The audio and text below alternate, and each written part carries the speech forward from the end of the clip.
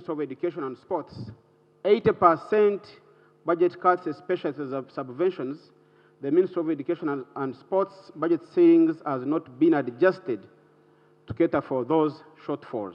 The report on the Sectorial Committee on Education and Sports on the Ministerial Policy and Budget Estimates for the education sector for the financial year 2023-2024 has been presented to the House. The report, among others, indicates budget cuts for some of the education priorities, with at least 128 grant-aiding primary schools affected, 87 secondary schools, and loan schemes of midwives and allied health workers also affected. Right now, the Speaker and members, there is a big problem here.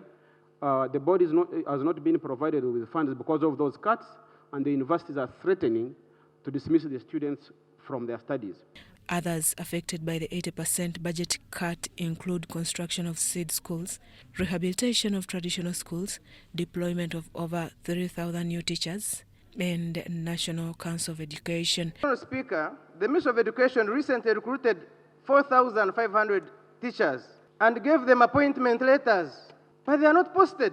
Members of Parliament anticipate that this is going to affect the quality of education, especially in the already struggling UPE and USE schools, and also create an imbalance in the education sector. Find a teacher is earning more than a head teacher.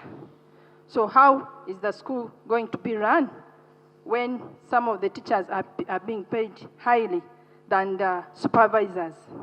We have a number of universities, but you look at the employability of the graduates. We need to put more money in the standards of education and the specific standards for our graduates.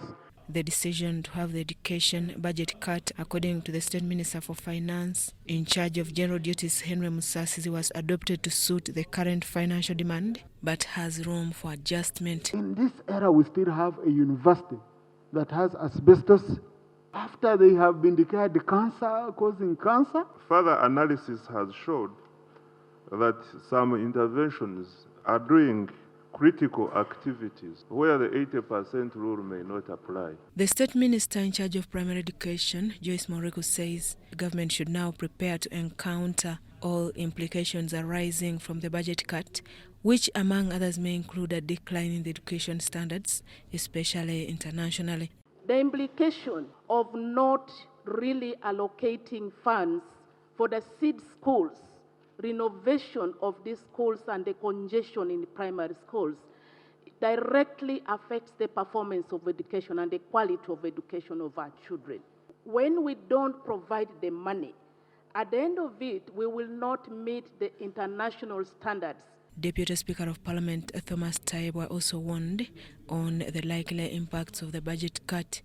If you want degrees of universities to be recognized globally, to be considered that they are very important, we must have curriculums which are approved. We must have universities that are well assessed. But now we are increasing the number of universities without increasing funding for National Council for Education that is able to give reports. So, the education budget for financial year 2023-2024 has been referred to the Budget Committee for further scrutiny and approval. Susan Naonga reporting for ABC TV.